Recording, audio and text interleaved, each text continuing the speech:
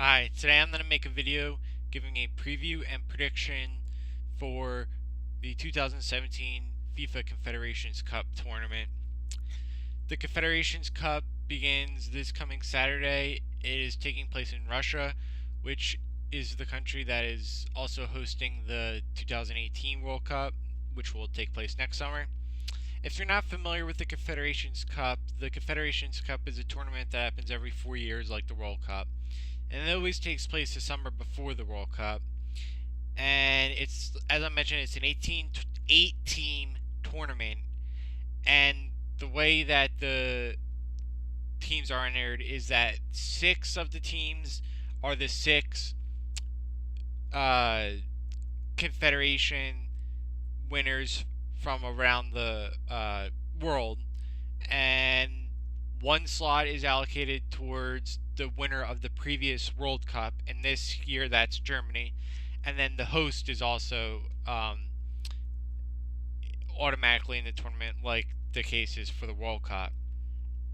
So this year and for the Confederations Cup, some people call it a dress rehearsal for the World Cup because it takes place in the summer before the World Cup starting, and it's a similar format. So you kind of get a feel of how the World Cup will happen next year. I've always liked the Confederations Cup as a tournament; it's fun to watch, and it is a um, good opportunity for these teams to test how they will play in a tournament style thing. In terms of the tournament specifics, it's because there's only 8 teams. It's somewhat simple to grasp. So there's 2 groups of 4, like there are, or as there are now in the World Cup, where there's each group has 4 teams.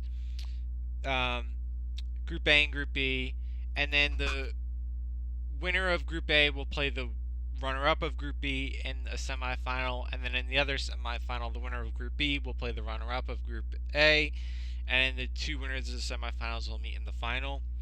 So at this year's field, Group A is Russia, the host, New Zealand, the winners from the Oceanic Confederation, Portugal, who won the Euro Cup last summer, the 2016 Euros, and Mexico, who won the 2015 CONCACAF Gold Cup, and then they played the U.S., who won the 2013 CONCACAF Gold Cup and the Confederations Cup playoff, and Mexico won that game. So that's Group A: Russia, New Zealand, Portugal, and Mexico. Group B is Cameroon, who is the African representative from the CAF, Chile, who won the 2015 Copa America, and they also actually won the 2016 Copa America, the Copa America Centenario. But the 2015 Copa America was the one that had the automatic berth into the Confederations Cup. If someone else there was not a Confederations Cup spot at stake in the 2016 Copa America. Australia, who is the representative from Asia, and then Germany, who is from UEFA, obviously, but they are not there from that. They are there because they won the 2014 World Cup in Brazil. So that's your 8-team field. Once again, Group B is Cameroon, Chile, Australia, and Germany. What I'm gonna do in this video is I'm gonna run down the 8 teams and just discuss their strengths, weaknesses, their potential lineups, things like that. And then after I do that for each team, I will give my predictions. So I'll give who I think will be the top 2 finishers in each group, and then how I think, if that happens, how I think the semifinals will play out, and then I'll give my projected winner of the tournament. So starting with Group A, with Russia, the hosts. Russia's an interesting team. They were in the Euro Cup last year, and they did not play particularly well in that tournament. They didn't play poorly. They held their own, but they did not play really well. They were also in the 2014 World Cup in Brazil, and they played pretty well in that tournament. They are a fairly strong team, and of course they're going to be very motivated to play in their own country. To represent their country in a tournament like this that is taking place on their soil. I do like this team. One really interesting note about Russia is that every player on their roster, on their squad for this tournament, plays their club football in Russia. So that's unique. Most countries that you don't look at in tournaments like this have their players spread out um, in various domestic leagues across the world. Really, Russia is unique in that every single one of their players plays in Russia. That can be both a strength and a weakness potentially. In terms of a strength, it can be good because you'll have players that are very familiar with each other. They know how to play with each other or against each other. But obviously, in this case, it really only matters how to play with each other. Um, and potential weakness, I think sometimes when you have players that play around the world, they get used to different styles of play, how to adapt when you're playing a team that will play this way or that way, how to play either defensive or more attacking, possess, whatever. And I think it can be a disadvantage to not have your players on a national team have that experience of playing in different leagues around the world. One potential counterpoint to that weakness would be that while all their players play in the Russian domestic league, Russian teams do participate in the both the Europa League and the Champions League. So they are exposed to teams from all across Europe in the both the Europa and Champions League. So it's not like they have never seen these other teams. Um, so Russia, like I said, they are a strong contender, I believe, for this tournament, and I think I'm excited to see them play. And of course, they will then be in the World Cup next year because they have that automatic spot as being the host. So moving on to the next team, New Zealand, they're coming out of the Oceania, which is probably the smallest confederation in the world. Um, they're a team that makes a lot of World Cups because the Oceania bracket is not that strong. But on the other hand, there's not even one spot, believe it or not, that is guaranteed to the Oceania. There's zero point 0.5 because whoever wins the Oceania, which is almost always New Zealand, then has to play in a Confederation inner playoff to get into the World Cup. So, but even though Oceania is not the strongest confederation, I do really like this New Zealand team. They have lots of strong players. They have a lot of players that play in Europe, and I like them. I think that they'll be energized and ready to play and prove themselves. I do really like them, um, and they will be in that interconfederation playoff to get into the World Cup. And so this is really good prep for them. And I would look out for this New Zealand team. I really like them. Then moving on, we have Portugal, who, as I mentioned, won the Euro Cup last year, the 2016 Euro Cup. They beat France in the final. And they're, of course, led by Cristiano Ronaldo. But they have tons of other good players, and they're a very good squad. They have a good mix of talent coming up, young talent coming up, along with experienced players that know how to play. Um, and I do really like this Portugal team. So that's Portugal. The fourth team in Group A is Mexico, the CONCACAF representative. As I mentioned, they won the Gold Cup in 2015, and then they beat the USA the following year, or later on in the Confederations Cup playoff. They're a very solid team, Mexico. They played well in the 2014 World Cup. Um, and I think that they will be tough for any team to play. They've been playing really well lately. They're actually leading the CONCACAF World Cup, qualifying the hexagonal stage, which is just about halfway through. And so they're almost definitely going to be in the 2018 World Cup.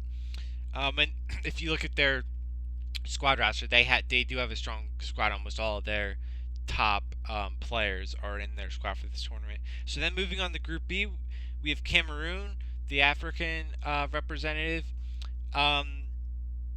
Cameroon's a great team. They're often in these in the World Cups and in the big tournaments. They have a lot of good players, and to be the African representative tough because there's so many good teams that come out of Africa. You have Nigeria, the Ivory Coast, Ghana, just to mention a few, Egypt, and there's many, many more. Um, so it's impressive that they're the team representing Africa, and you know that they're going to give a great showing of themselves. Moving on to Chile.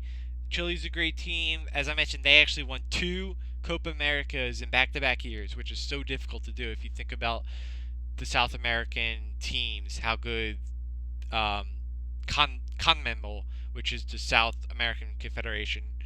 It's small in size. There's only 10 teams, but very good. Brazil, Argentina, just to name two with the top ones, and then on from there. Some great teams. So they're an awesome team. They're led, probably their two most famous players are Alexis Sanchez, who plays for Arsenal, Arturo Vidal, who plays for Bayern Munich. And they're just an awesome team, but they're by no means just those two. They have tons of other good players. They played really well in the World Cup in Brazil, and they're playing really good right now. So then moving on to Australia, the Asian representative.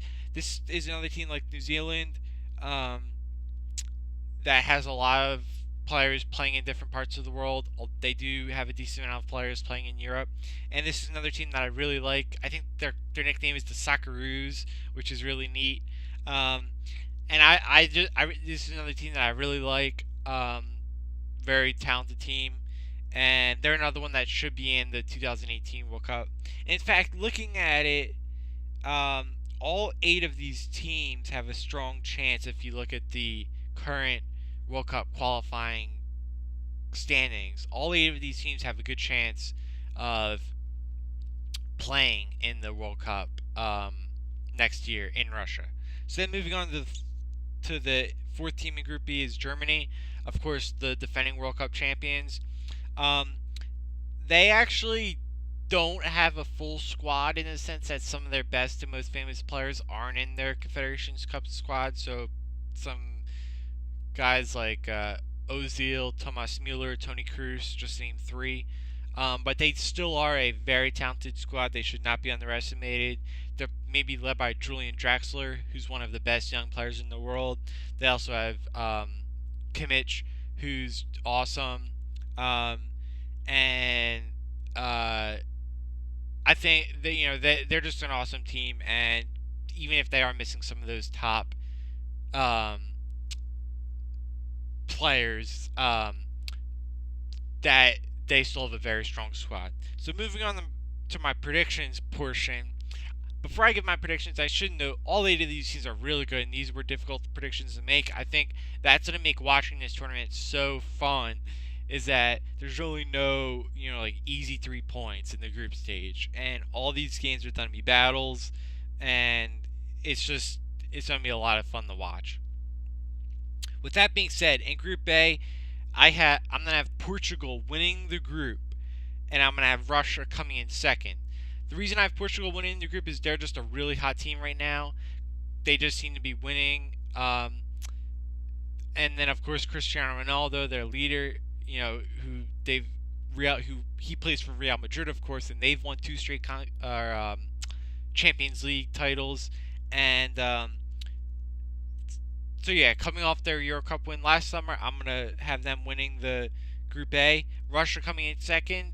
I think that they're going to be so motivated, as I mentioned, to play in their home country, and I think that's why I'm gonna have them finishing and advancing out of the group stage in the semifinals. Group B, I'm gonna have Germany winning Group B. As I mentioned, this might not be the strongest German squad, but they should not be underestimated, and as long as they're motivated to play in this tournament, they should have a very tough team, and so I'm going to have them winning Group B.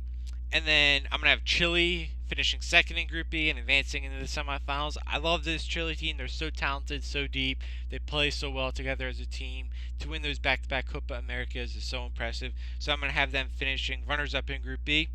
So then that would set up a semifinal between Portugal and Chile, and then the second semifinal would be Russia versus Germany. So in the first semifinal between Portugal and Chile, I'm going to have Portugal advancing to the final.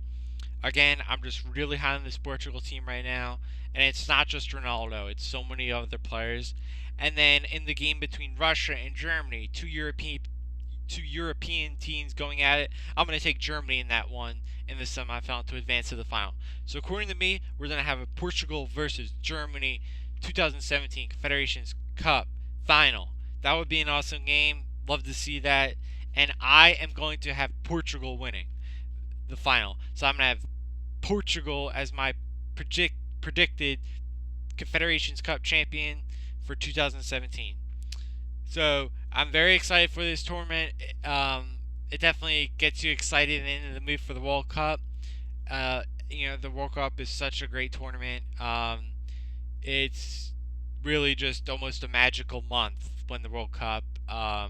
It's just awesome, and the Confederations Cup really just is great at leading into it the year before. So just to recap, my four semifinal teams are Portugal, Russia, Germany, and Chile. The matchups are Portugal versus Chile. I'm going to have Portugal going to the final. And then Russia versus Germany. I'm going to have Germany going to the final. And then I'm going to have Portugal beating Germany in the final to win the Confederations Cup. So thank you for watching this video. Enjoy the tournament. And maybe once it's over, I'll come back and recap it. So thanks again for watching.